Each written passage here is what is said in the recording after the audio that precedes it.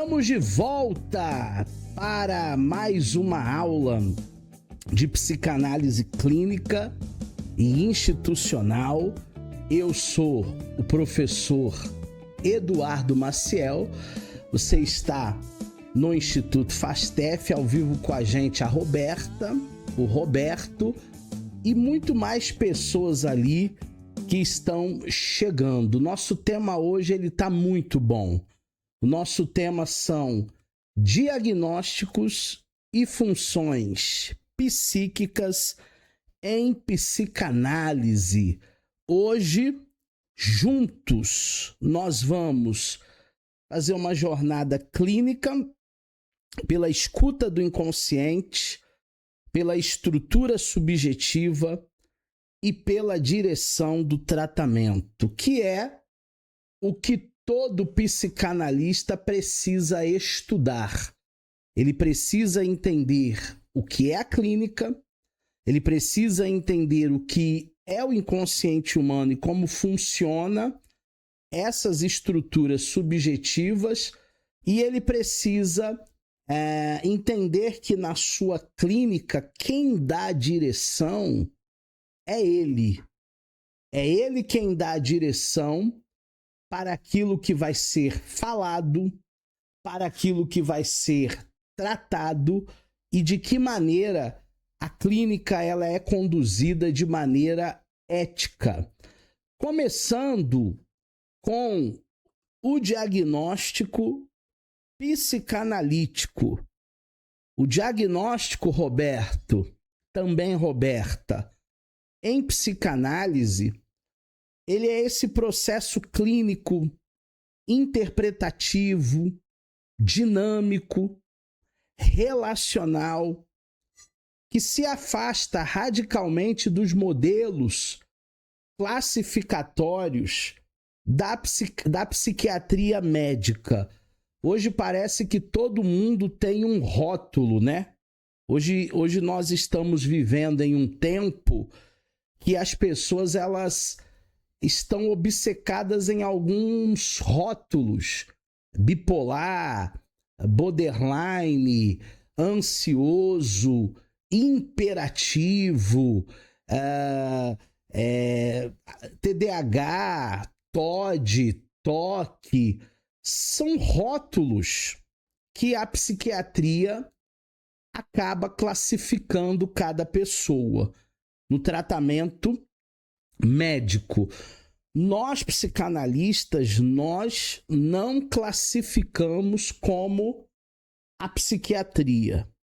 Nós, psicanalistas, interpretamos, dinamizamos, nos relacionamos de maneira clínica para abraçar a pessoa, para acolher a pessoa e não para colocá-la em um determinado grupo. Não se orienta pela rotulação do sofrimento de cada um, mas pela compreensão da estrutura subjetiva e do modo singular de funcionamento psíquico de cada sujeito. Cada sujeito funciona de uma maneira. Ah, mas o Roberto e a Roberta têm o mesmo nome. Só que um é masculino, o outro é feminino. Mas são pessoas totalmente diferentes. São pessoas que não têm nada a ver uma com a outra. São pessoas que têm a sua essência, são pessoas que têm a sua singularidade, são pessoas absolutamente subjetivas. Ah, mas os problemas da Roberta são os mesmos problemas do Roberto, ou da Isis, ou dos outros alunos que fazem em EAD? Podem até ser os mesmos problemas, mas como o Roberto vai lidar com esse problema? E como a Roberta vai lidar com esse problema? Então, cada um, a maneira como se Cada um conduz a sua subjetividade, é aquilo que nós vamos entender neste bojo de psicanálise clínica, de psicanálise institucional. O deslocamento epistemológico dentro da psicanálise freudiana. Existe uma proposta de Freud, um foco que não recai sobre o sintoma do indivíduo, a entidade patológica isolada, mas sobre o lugar em que ele ocupa na economia psíquica do sujeito e na relação com o desejo e com o outro. A relação que cada um vai ter dentro de um determinado problema, dentro de uma determinada situação, esse sujeito como lida com as suas questões psíquicas e também os seus desejos. Todo ser humano tem os seus desejos, todo ser humano tem as suas fantasias, todo ser humano tem as suas questões que ela precisam trabalhar. São demandas. Ananias chegou aí. Boa noite, Ananias. São demandas que cada um de nós precisamos lidar. Na psiquiatria clássica, nós identificamos os sintomas categorizados por esse manual diagnóstico, esse manual que se chama DSM. Hoje, a última versão do DSM é o DSM-5. Então, dentro do DSM-5, nós temos a categorização dessas doenças, desses problemas. Já na psicanálise, nós compreendemos a função subjetiva, simbólica, do sintoma na história do sujeito. Nós procuramos entender a história que aquela pessoa está enfrentando, nós procuramos entender a história que essa pessoa está vivendo. Cada um tem sua história, um é casado, outro é solteiro, um mora em Nilópolis, o outro mora em Nova Iguaçu, o outro mora em São Paulo, um tem filho, o outro não tem filho. Então, de maneira subjetiva, ninguém será igual. Ninguém será igual. Todas as pessoas, elas serão diferentes. Todas as pessoas, elas serão diferentes. E a psicanálise, ela não rotula absolutamente ninguém. Dentro desse deslocamento epistemológico, nesse modelo médico-psiquiátrico, nós temos como se fosse uma gaveta, que são os manuais de diagnóstico. Nós temos uma rotulação. O foco aqui é o sintoma como entidade patológica, isolada, eliminada. E o método é a categorização do DSM, essa prévia baseada em manuais diagnósticos, essa rotulação. Então é como se fosse uma coisa muito engessada, tá? A pessoa sai dali com um diagnóstico psiquiátrico muito engessado. Olha, você é isso, você é aquilo, e a psicanálise não trata o ser humano dessa maneira. Já esse modelo psicanalítico, ele é bem mais complexo, porque vai haver uma relação nessa economia psíquica do desejo do outro, com as neuroses, com as psicoses, com as perversões, que vai ser um módulo que a gente vai ter aqui. O foco é justamente esse sintoma como economia psíquica e relação do desejo do outro. O método, ele é o diagnóstico construído em transferência com foco com a estrutura subjetiva nas neuroses, nas psicoses, nas perversões. Uma coisa que vocês precisam entender, quem está começando agora, que todo ser humano, dentro de uma estrutura psíquica proposta por Freud, ou é neurótico, ou é perverso, ou é psicótico. Todos nós temos as nossas neuroses. A maioria da população é uma população neurótica. Nós temos as nossas neuroses.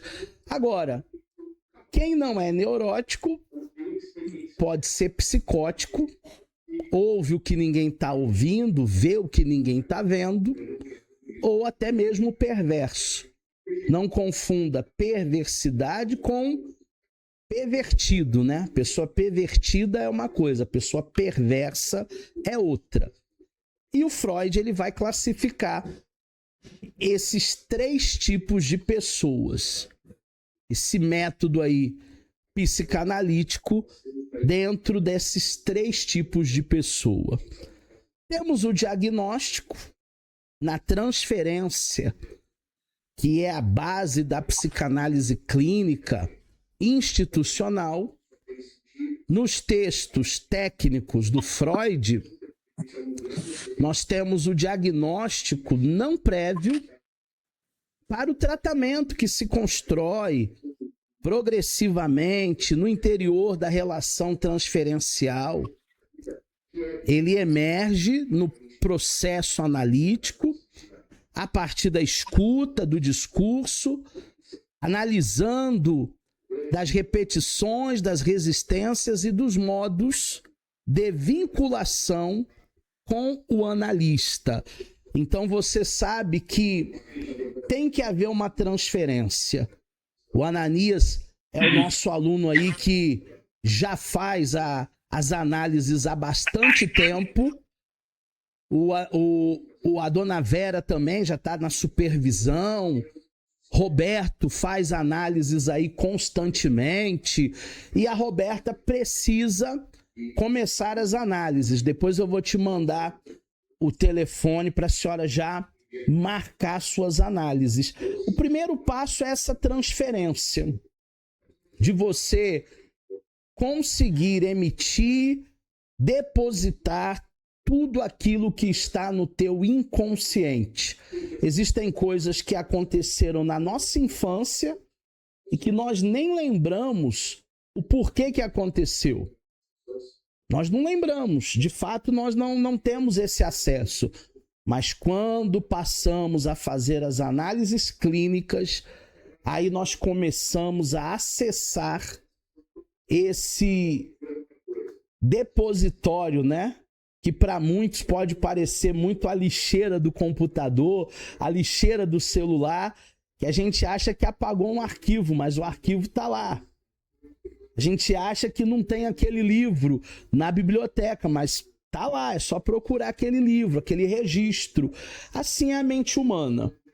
E aí, então, nós precisamos acessar esse inconsciente humano e só vamos conseguir acessar através das análises clínicas e institucional. Para que esse curso não seja para você apenas um curso teórico, você precisa, de fato, fazer as análises clínicas, as análises institucionais aí para você se tornar um analista que vai marcar a sua geração. Temos as estruturas clínicas.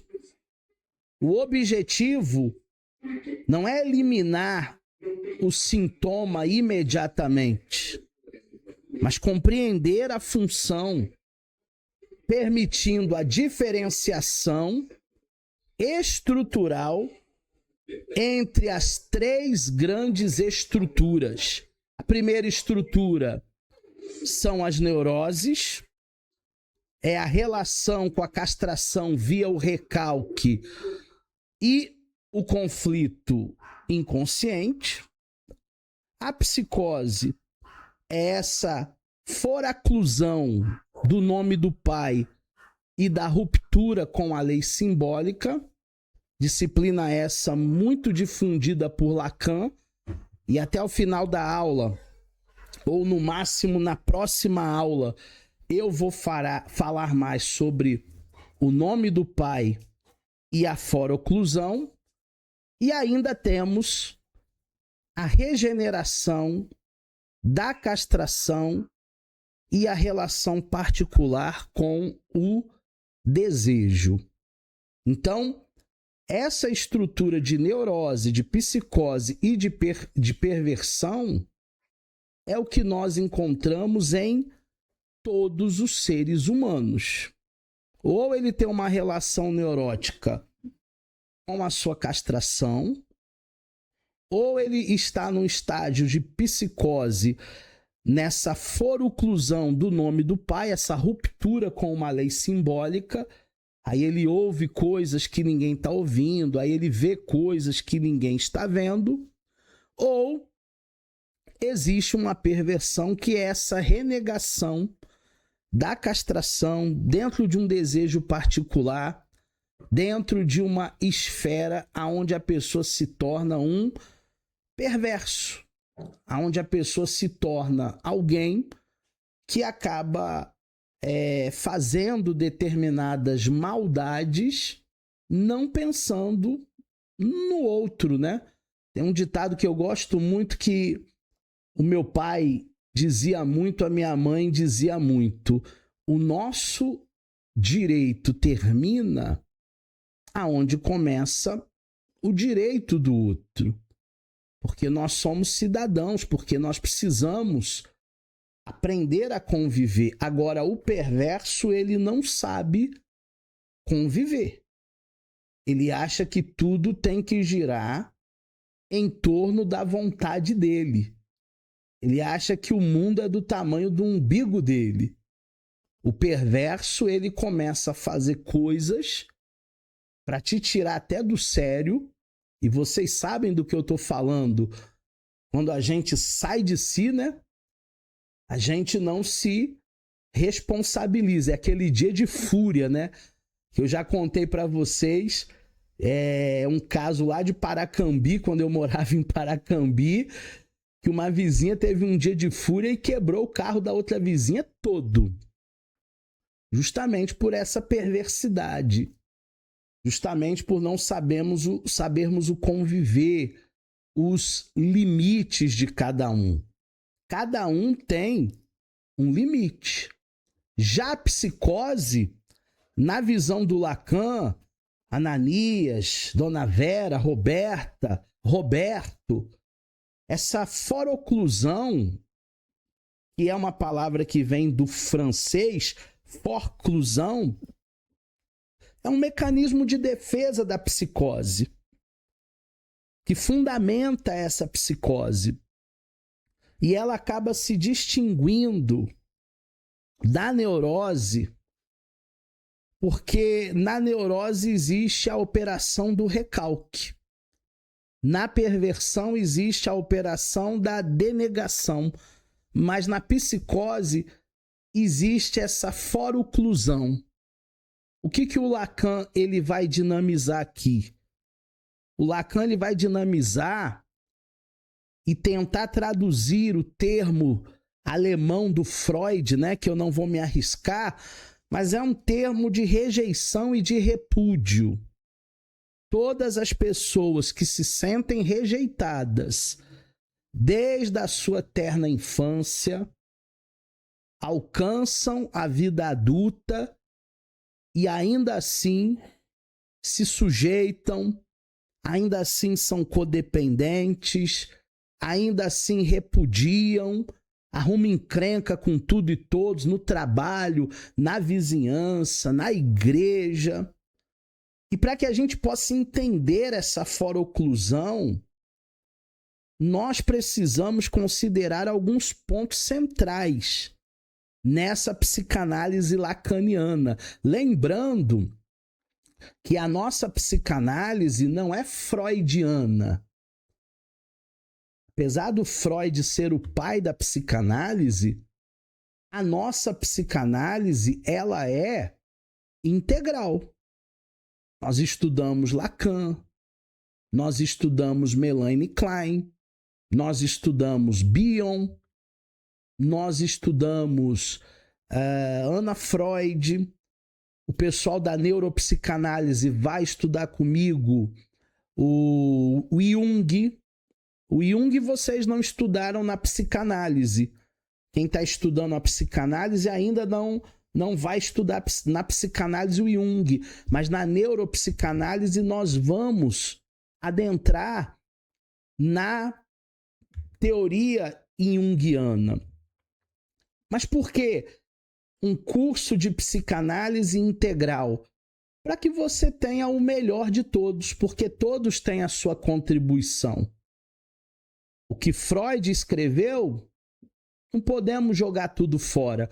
O que Jung escreveu, não podemos jogar tudo fora. O que Lacan escreveu, não podemos jogar tudo fora, porque cada um tem a sua visão. O Arley chegou aí. Boa noite, Arley. Estamos ao vivo. Nessa teoria do Lacan de fora-oclusão, o primeiro ponto aqui central é a rejeição do significante, mestre. Na neurose, existe um desejo recalcado e por isso nos tornamos neuróticos, porque o mundo não gira pelos nossos desejos, pelas nossas fantasias, por aquilo que eu quero fazer. Então, tudo aquilo que eu quero, mas não posso, traz um recalque. Na fora-oclusão, não há essa ideia do recalcado, porque isso, o recalque é enviado para o inconsciente. Aí surgem as neuroses, mas permanecem no sistema simbólico, retornando em sintomas, sonhos, atos falhos e por aí vai. Só que na fora-oclusão, que é o mecanismo de defesa da psicose, não há recalque. Porque o elemento sequer chegou no inconsciente humano. Esse elemento chamado fora-fluido, fora-cluído, é um significado fundamental que o Lacan vai denominar como o nome do Pai.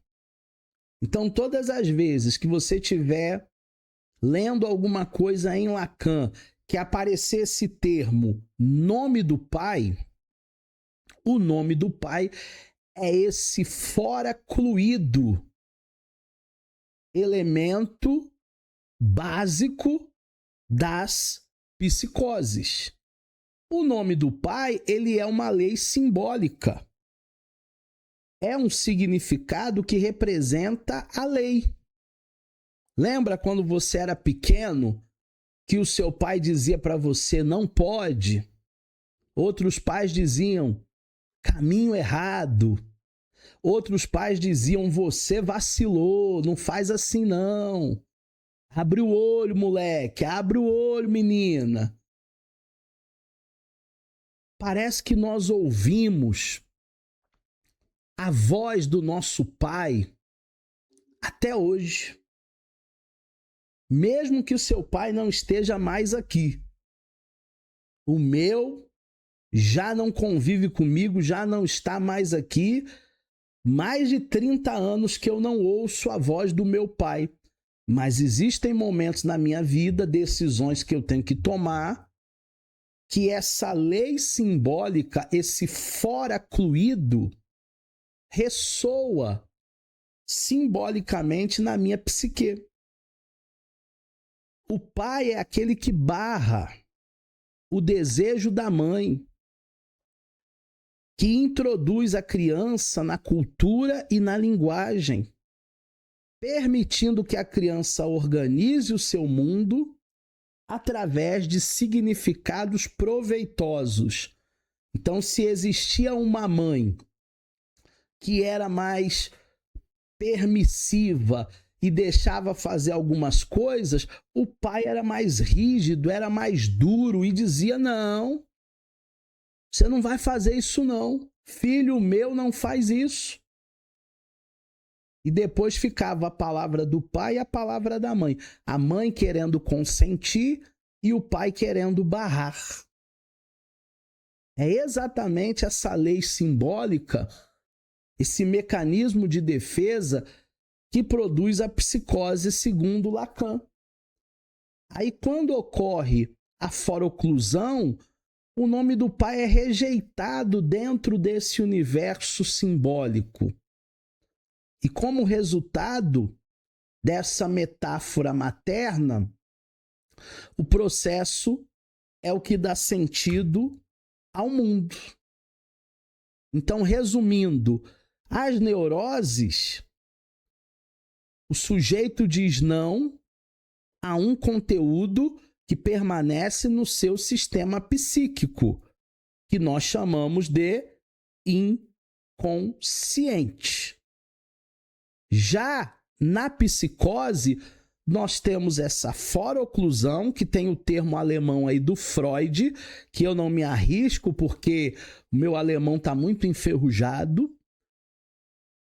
Esse conteúdo nunca entrou no inconsciente. É como se fosse aquele capítulo da lei simbólica que nunca tivesse sido escrito para aquele sujeito. Por isso que ele vai quebrar todas as regras. Psicóticos não respeitam regras. Ele quebra todas as regras.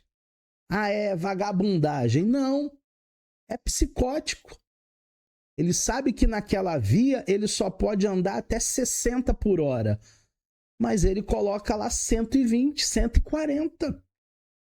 Ele quebra todas as regras porque aquela lei, aquele nome do pai, não é uma coisa que o acompanha ele de maneira latente. Então essas são as estruturas neuróticas, psicóticas e perversões. A associação livre também é um dos temas que nós precisamos trabalhar muito nessa seara de psicanálise e de neuropsicanálise clínica. A associação livre, ela foi introduzida por Freud quando ele substituiu o método hipnótico. Ele abandona a hipnose e começa a trabalhar com os pacientes em associações livres.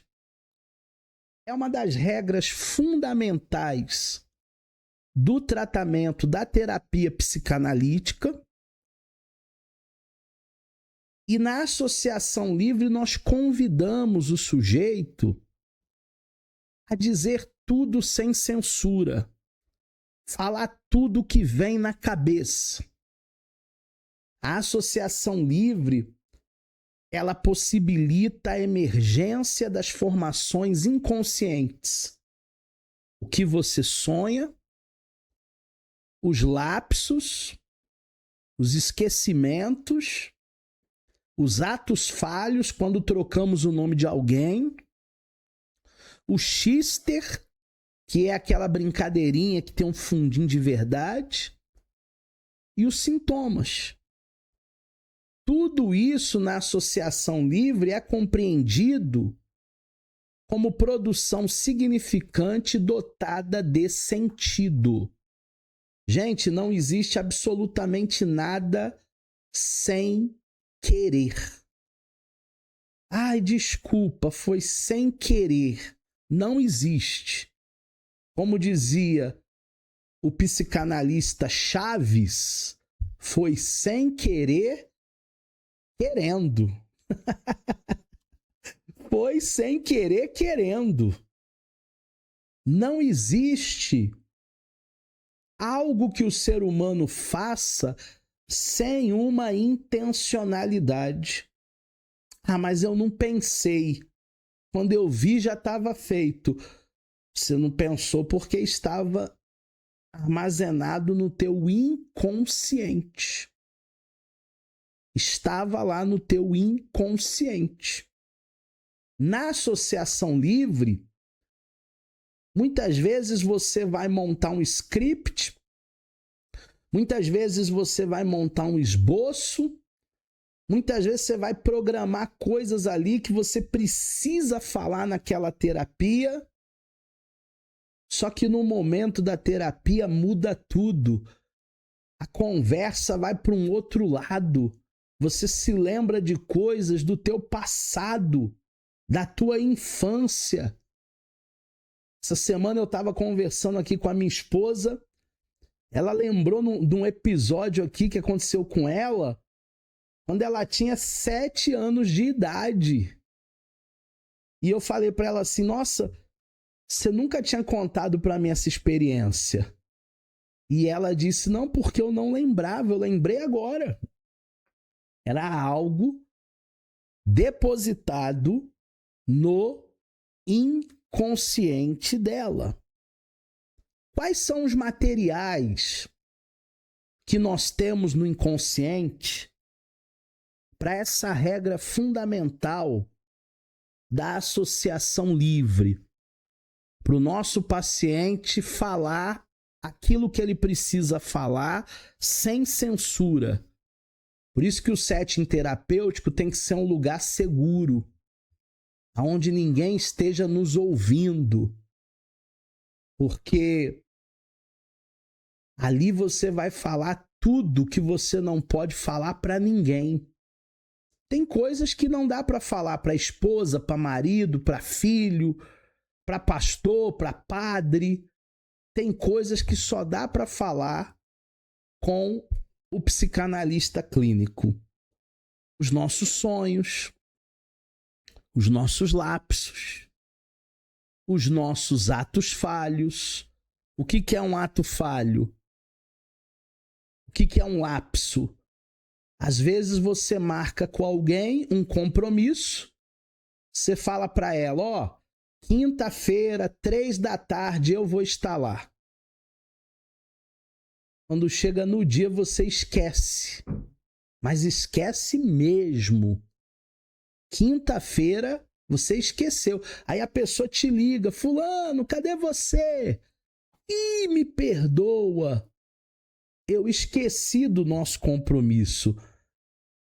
Na verdade, você não queria ir. Inconscientemente, você não queria estar lá. Por isso, este lapso. Por isso, este ato falho. Xistes, que é aquelas brincadeirinhas sem graça, que tem um fundinho de verdade, e sintomas. Tudo isso contribui para o que nós chamamos de formação do inconsciente.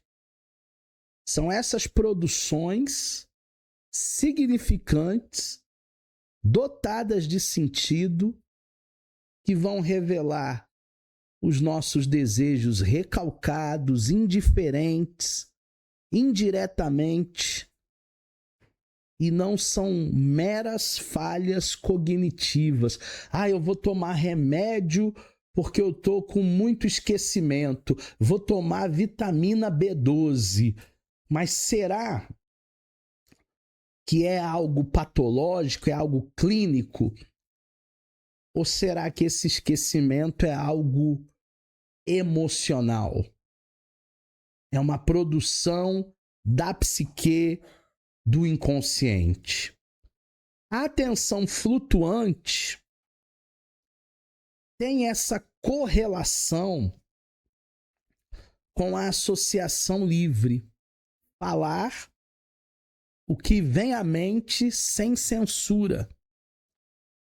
A atenção flutuante é a postura do analista, é a postura do profissional de psicanálise, de escuta, sem se fixar rigidamente em elementos específicos, mantendo-se aberto à lógica do inconsciente, evitando direcionamentos sugestivos e interpretações precipitadas. Por que que o Freud ele abandona a hipnose? O Freud ele abandona a hipnose porque a hipnose é justamente extremamente sugestiva, direcional. Já a psicanálise, a associação livre, a atenção flutuante do analista não é para direcionar, não é para sugerir, mas é para entender e acolher o que essa pessoa está vivendo. Então, a postura do analista são duas: neutralidade, onde o analista vai se afastar das posições normativas, pedagógicas ou moralizantes. Como assim? O analista não é o seu pai. O analista não é a sua mãe. O analista, ele não é um pedagogo. Ele não está lidando com crianças. Ele está lidando com adultos. Claro que vai haver momentos que eu vou ter que fazer o papel de pai na minha clínica. Claro que vai haver momentos que a doutora Thaís vai ter que fazer papel de mãe. Claro que tem momentos que você vai ouvir coisas que você não queria ouvir. Mas na grande maioria das vezes, essa postura nossa é de neutralidade e abstinência, garantindo um espaço clínico livre das imposições externas ao sujeito. Eu não estou ali para criticar, eu não estou ali para censurar, eu não estou ali para dizer pode ou não pode. Inclusive, quando na minha clínica você pergunta para mim, devo ou não devo? Faço ou não faço? Vou ou não vou? Nós devolvemos para você. O que você acha? O que você quer? Você quer ir? Você quer falar? Você quer fazer? É contigo. É com você. A vida é sua. Se você for por esse caminho, vai haver um desdobramento, vai haver consequência. Se você for por aquele caminho, naquele caminho vão haver consequências, vão haver coisas ali que você vai precisar ter essa autorresponsabilidade para entender se vale ou não vale a pena. Tem hora que a gente gasta muita energia naquilo que não vai acrescentar R$1 na sua vida. Vai valer a pena agir dessa maneira? Transferência. A transferência é o principal motor do tratamento e, por meio dela, o analisando atualiza na figura do analista protótipos relacionais construídos na infância. Por isso, tem momentos que o analista parece muito a sua mãe. Tem paciente que fala pra gente, tá falando igual a minha mãe, hein? Em alguns momentos, o analista parece o pai. Ih, tá falando igual meu pai. Meu pai deve ter te contado alguma coisa. Em alguns momentos, o analista vai fazer o papel do professor. Mesmo na neutralidade e na abstinência, mesmo devolvendo para você a autorresponsabilidade de querer ou não querer, de fazer ou não fazer, evitando sugestões, evitando direcionamento, só que muitas vezes a figura do analista se confunde com as figuras que tivemos na nossa infância. E, ao mesmo tempo, possibilita o trabalho analítico, abre portas, pode funcionar como resistência, exigindo um manejo clínico rigoroso e técnico, e cabe a nós, analistas, interpretar a transferência para transformar as repetições em elaborações psíquicas. O que são repetições? É um repertório que a pessoa leva pronto para análise. E existem pacientes nossos que falam exatamente a mesma coisa em todas as consultas.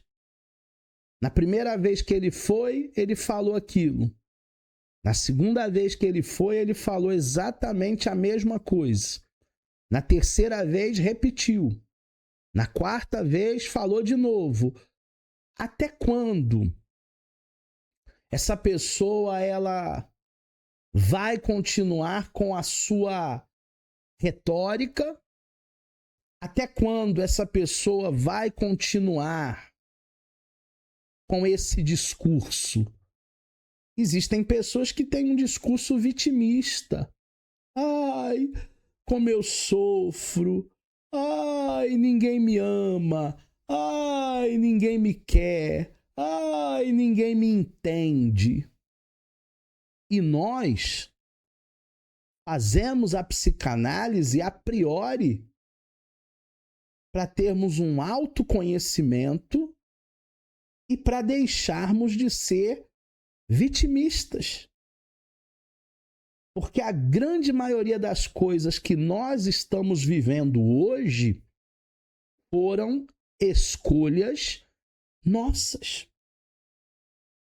Você escolheu. E aí você está traçando essa jornada. O setting analítico é um instrumento clínico fundamental. Para que o paciente evolua, tem que ter regularidade dos atendimentos. Não adianta fazer uma análise hoje e depois fazer a próxima daqui 3 meses. Não rola. Tem que ter regularidade. Enquadre temporal. O uso do divã em algumas situações. Em outras situações, estabilidade, olho no olho. Um espaço não é um mero detalhe formal, mas é uma condição estruturante do trabalho psíquico, criando para nós um ambiente seguro no qual o inconsciente ele pode se manifestar através desse trabalho que está sendo feito. Professor, o que o senhor acha de consultas online? Consulta online pode funcionar da mesma maneira que a consulta presencial. Só que você precisa ter um lugar reservado. Ninguém pode estar de butuca lá atrás da porta ouvindo a sua conversa, ouvindo a tua análise. De preferência, marque suas sessões em um dia que você estiver sozinho em casa. Eu sei que às vezes não é fácil, né? Mas procure marcar um dia mais tranquilo, que não tenha ninguém para te ouvir, para que esse setting terapêutico analítico não seja comprometido. A ética da psicanálise ela não visa a adaptação a normas sociais, mas ao reconhecimento do desejo e a ressignificação dos conflitos inconscientes. Nós, como analistas, precisamos ser, antes de tudo, éticos. Porque se você não for ético, a pessoa vai 1, 2, 3 vezes na tua análise e nunca mais ela vai voltar. E é o que mais acontece, tanto com psicanalistas, como também com psicólogos. Tem psicólogo, por exemplo, que ao invés de deixar você falar, ele quer falar dos problemas dele. Ai, você não sabe o que eu estou vivendo com meu marido. Mas você não está ali para que o psicólogo conte a história dele. Você está ali para contar a sua história. Parece que os papéis estão invertidos. Parece que você é o profissional e o profissional é o paciente. Não. Tem que haver ética. Tem que haver cuidado. A pessoa precisa ressignificar os conflitos que ela está vivendo no seu inconsciente. Porque só pelo fato da pessoa procurar uma clínica de psicanálise clínica, uma clínica de neuropsicanálise, é porque ela está vivendo um conflito. Os instrumentos deste enquadre analítico são a atenção flutuante, essa escuta sem filtros, sem julgamentos, com neutralidade, com abstinência, sem posições direita, esquerda, centrão, sem preconceitos. A transferência, que é esse motor que atualiza esse protótipo relacional desde a infância, e o setting analítico, que vai se enquadrar num tempo determinado, no divã ou na cadeira, olho no olho, no sofá, online ou presencial. A regularidade das sessões, se você faz de 15 em 15 dias, continue. Se você faz toda semana, continue. Se você faz uma no mês, continua. Tem que haver essa regularidade, porque todo esse ambiente vai criar um lugar seguro para que o inconsciente se manifeste. O inconsciente não vai se manifestar se você não estiver num lugar seguro. Nós precisamos estar num lugar seguro. E aí sim teremos condição de acessar o que nós chamamos de inconsciente humano. Entrevistas preliminares. O que são entrevistas preliminares? É o primeiro estágio das sessões. A partir da anamnese, nós começamos entrevistas preliminares. É o diagnóstico que nós começamos a construir progressivamente, especialmente através dessas entrevistas preliminares, por isso que estão no início das sessões, nas primeiras sessões, conforme Freud escreveu no seu livro sobre o início do tratamento de 1913, esse período ele funciona como se fosse um contrato experimental. O analista avalia as condições de analisabilidade, posição subjetiva do paciente. e os modos de funcionamento psíquico que ele apresenta na transferência. Existem pessoas, Roberta, que não são analisáveis. É uma minoria? É uma minoria, mas existe. E se nós identificarmos nas entrevistas preliminares que essas pessoas não são analisáveis, nós damos alta para ela ou pedimos para que ela procure um outro profissional. Encaminhamos para um colega. Tem os dois lados. Tem a questão da transferência. Às vezes a transferência ela não acontece. E às vezes a pessoa não é analisável.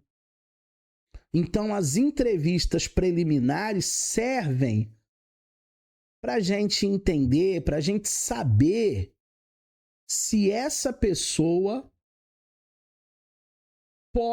tem condições ou não pode de continuar em análise. Você não vai querer alguém ali que não vai evoluir, que não vai melhorar, que não vai crescer. Isso aí vai até ser contraproducente para você como profissional. Você não vai querer alguém ali só por causa do dinheiro da consulta. Não, preciso pagar minhas contas. Quando você é um bom profissional e as pessoas começam a evoluir, as pessoas acessam o inconsciente, um vai indicando para o outro. Ó, você precisa conhecer o meu psicanalista, a minha psicanalista. Ela é fera. Ela é fera. Diferente de todos aí que você já passou. Então, as entrevistas preliminares, elas servem exatamente para isso. Para você conhecer e saber se o paciente é ou não é analisável. Aí nós temos a retificação subjetiva. O que é a retificação subjetiva? Mais do que nomear uma estrutura, trata-se de promover o que nós chamamos de retificação subjetiva. O sujeito que quando chega na terapia, chega se queixando, culpando Deus e o mundo, começa a interrogar a sua própria implicação no sofrimento que o acomete. Fazendo o manejo clínico, trazendo o material do inconsciente, que são os sonhos da pessoa, os atos falhos da pessoa, os lapsos da pessoa, os xistes da pessoa, os sintomas, as repetições. Esse caminho torna-se fundamental para nós construirmos um diagnóstico e para darmos uma direção para o tratamento. Todo mundo vai na mesma direção? Não. Se eu quero ir para São Paulo, é uma direção. Se eu quero ir para Minas, é outra direção. Se eu quero ir para o litoral, lá para Angra dos Reis, lá para Paraty, é outra direção. Eu não posso conduzir todo mundo na minha clínica para a mesma direção. Porque os objetivos do Roberto são diferentes do Ananias. Porque os objetivos da Vera são diferentes da Roberta. Porque os objetivos do Arley são diferentes dos meus. Então eu preciso dar um norte. Essa retificação subjetiva, essa estrutura que nós temos graças à psicanálise, é quando você leva a pessoa a um lugar aonde ela começa a se enxergar. Nas primeiras consultas, todo mundo é errado. Meu pai, minha mãe, minha sogra, minha esposa, minha ex-esposa, meu filho, minha filha, meu pastor, meu padre, meu bispo. Nas primeiras consultas, a gente chega ali para apontar o erro dos outros. Só que depois a gente vai acessando o inconsciente e entendendo muitas vezes que o maior vilão sou eu. Em muitas histórias, eu não sou o super-homem, eu sou o Lex Luthor. Em muitas histórias, eu não sou o Batman, eu sou o Pinguim, eu sou o Charada, eu sou o Coringa. E aí a terapia vai trazendo esse senso para nós. A interpretação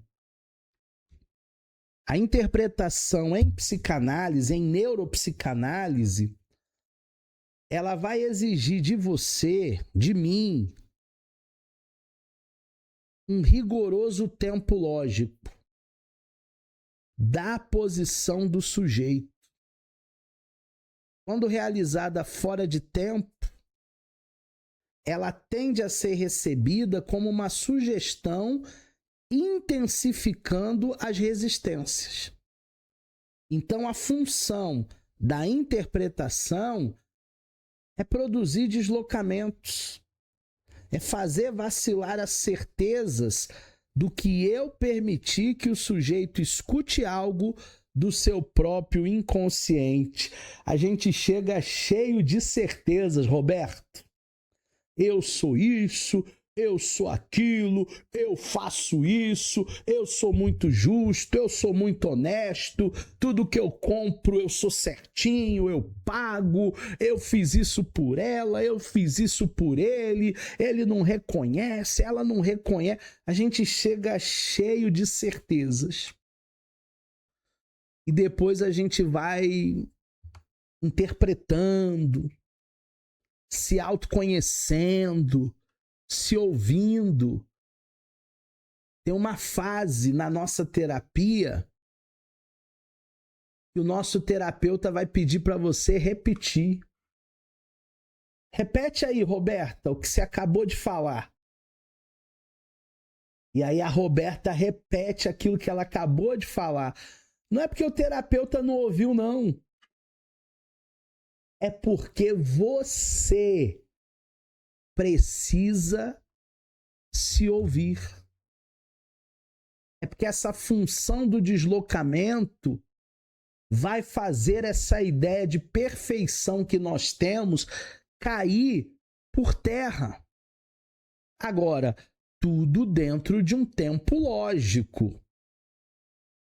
Qual é o tempo lógico? O do Ananias é um. O do Roberto é outro. O meu é outro. Existem coisas que o Ananias já enxergou com 2 anos de terapia. Existem coisas que eu, com 4 anos de terapia, ainda não enxerguei. É um tempo para cada um. Porque cada um funciona de uma maneira. Ah, mas a Roberta já enxergou com 1 mês. Bom, só que a dona Vera vai enxergar com 1 ano. Essa é a subjetividade em psicanálise clínica. Uma reação terapêutica negativa, nesse percurso analítico, nessa jornada que nós estamos trilhando, vão surgir obstáculos, vão surgir reações negativas que revelam que o psiquismo humano não se orienta exclusivamente pelo princípio do prazer. Não é tudo que eu quero que eu posso possuir, que eu posso comprar. Ah, eu estou querendo um carro 0. Quanto é que custa o carro zero que eu quero comprar? 180 mil. Eu tenho 180 mil na minha conta? Não. Então eu preciso esperar. Ah, mas se eu tiver aquele carro zero, eu vou ser muito feliz. Será? Tem tanta gente que tem dinheiro para comprar qualquer coisa em qualquer lugar, qualquer hora, e mesmo assim não é feliz.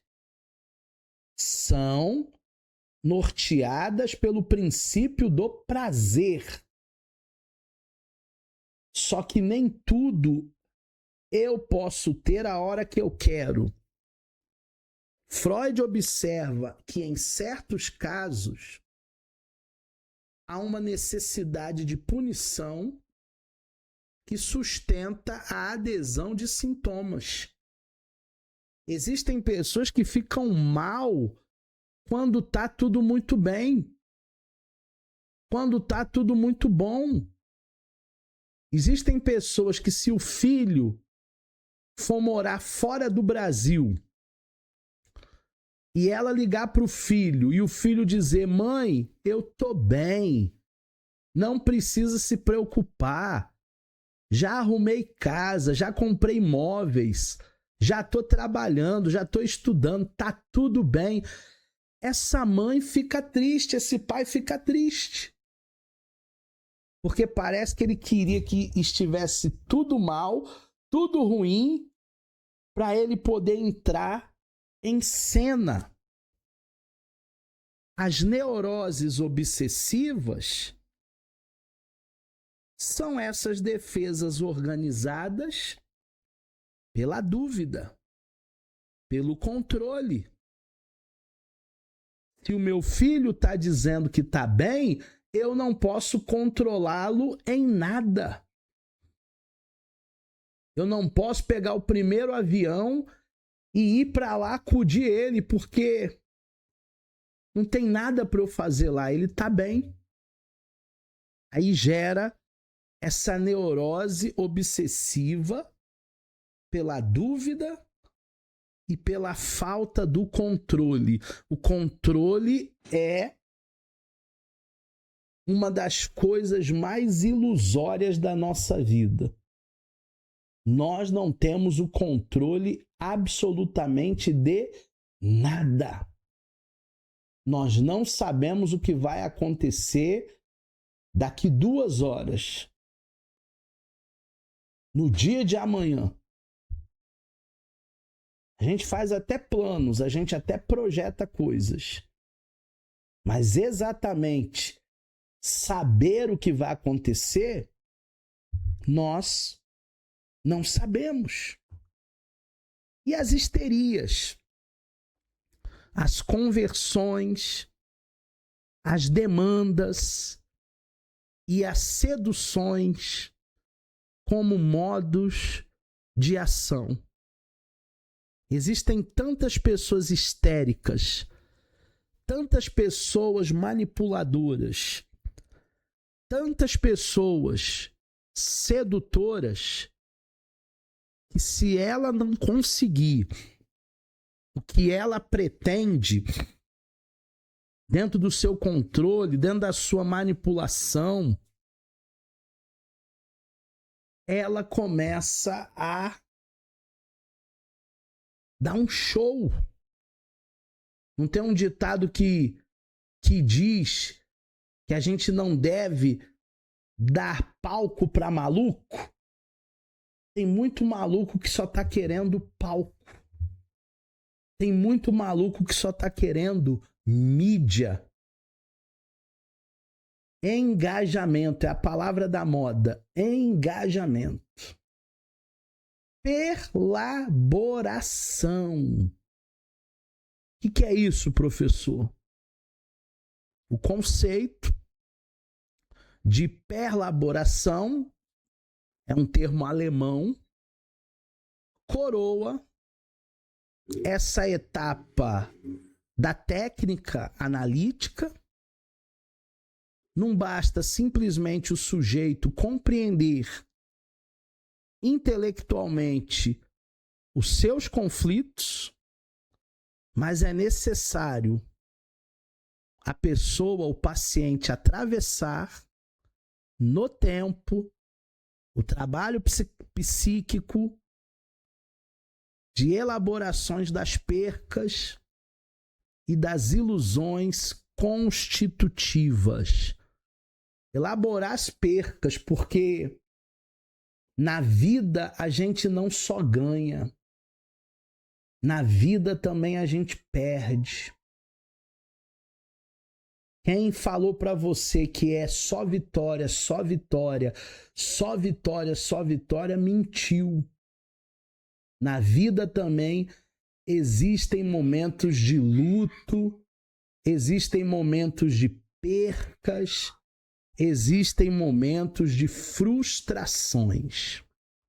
Esse processo permite que o analisando deixe a sua posição de vítima da história para se responsabilizar pelo seu desejo.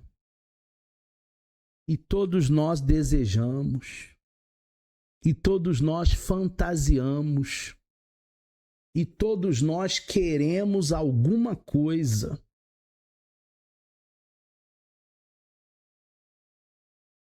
Todos nós queremos alguma coisa.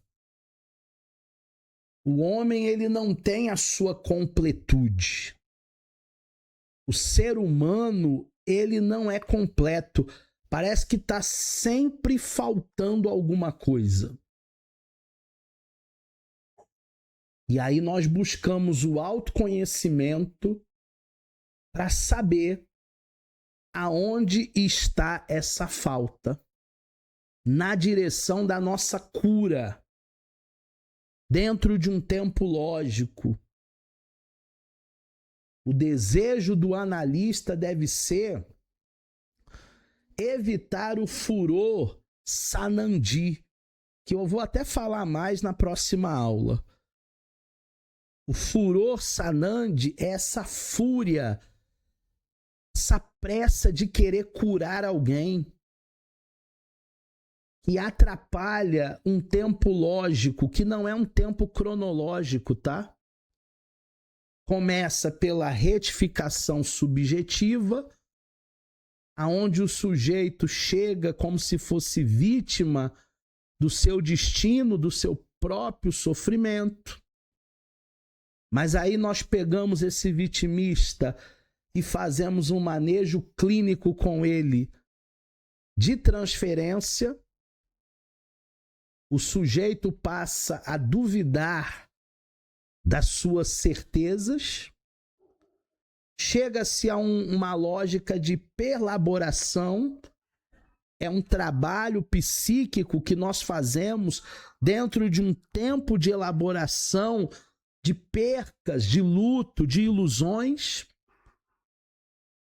e chegamos na destituição subjetiva, para que a pessoa aprenda a lidar com a castração, para que a pessoa tenha autonomia dos seus atos, para que ela seja livre para amar, para trabalhar, sem o peso do passado, sem a escravidão do passado, sem a neura do passado.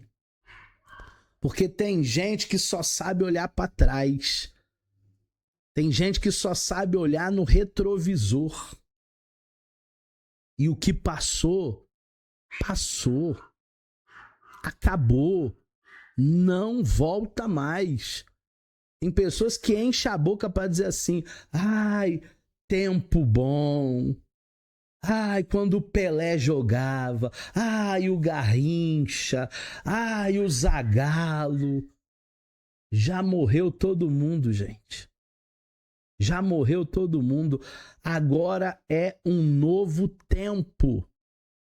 E nós precisamos estar abertos para esse novo tempo, para essas novas oportunidades, para tudo aquilo que vai acontecer em nossas vidas a partir de agora.